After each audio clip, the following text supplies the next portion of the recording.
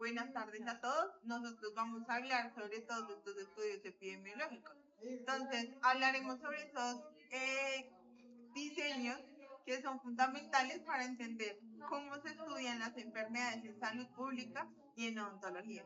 Estos diseños se dividen en cohorte, transversal, casos y control. Estudios observacionales donde el investigador no interviene. Entonces, el objetivo principal de estos diseños es identificar relaciones entre factores de riesgo y enfermedades, por ejemplo, el consumo de azúcar y la aparición de caries.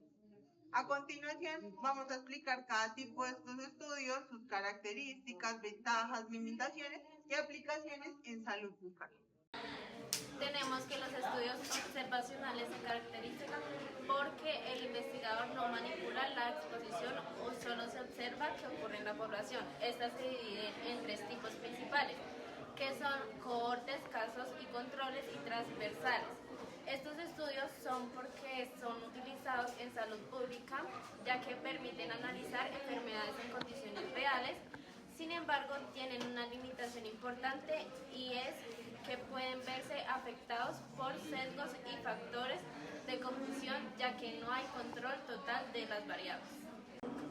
En los estudios de cohorte se inicia con personas sanas, pero con diferentes niveles de exposición a factor de riesgo.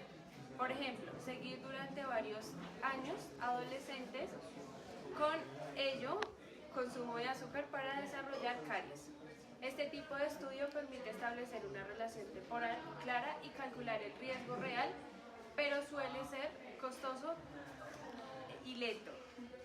Por otro lado, los estudios transversales inician exposición y enfermedad al mismo tiempo, en un solo momento.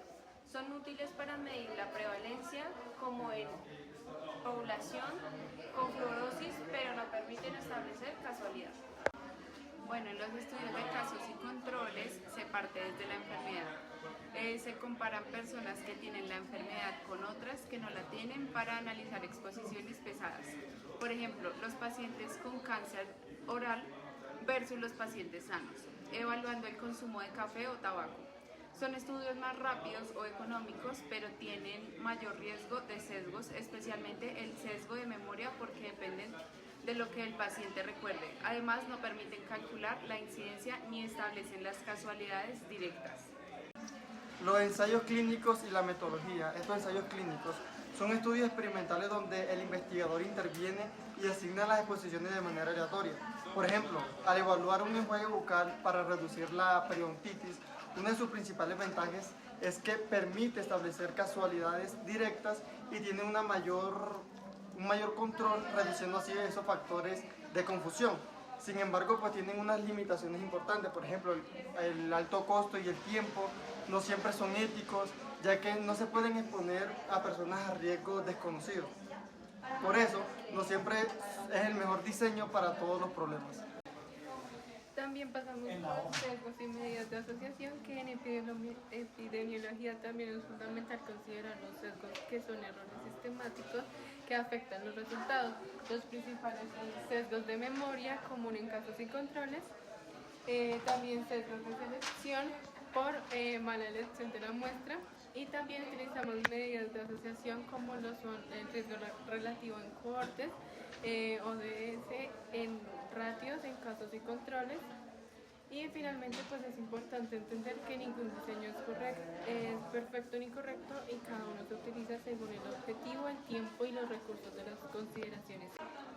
Pues entonces ahora vamos a explicar la fracción atribuible, que es una medida muy importante en salud pública. Esta se da, fracción atribuible es igual a esa fracción de riesgo relativo menos 1 sobre ese riesgo relativo.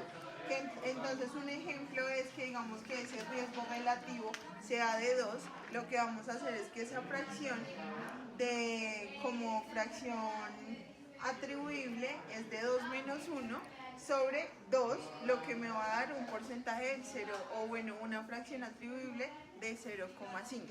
Esto significa que el 50% de los casos de enfermedad en personas expuestas, por ejemplo, caries, en quien consume azúcar, se ve directamente a ese factor de riesgo. En otras palabras, si eliminamos ese factor, podríamos prevenir aproximadamente la mitad de los casos pues como tal en ese grupo. Entonces, como conclusión, la fracción atribuible no solo mide asociación, sino que nos muestra ese impacto real del factor de riesgo en la población como expuesta.